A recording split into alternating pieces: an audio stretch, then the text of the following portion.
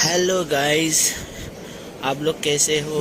आशा करता हूँ सब ठीक है। आइए मैं आप लोग को दिखाता हूँ जो एयरपोर्ट में ट्रॉली होता है उसको कैसे आसानी से धक्का मारना होता है।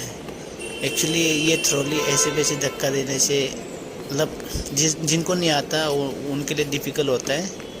एक्चुअली उसमें ब्रेक लगा होता है व्हील में, तो वो ब्रेक को कैसे खोल के मतलब कैसे वो ट्रॉली को इजी धक्का देना मैं आप लोग को बताऊंगा आज।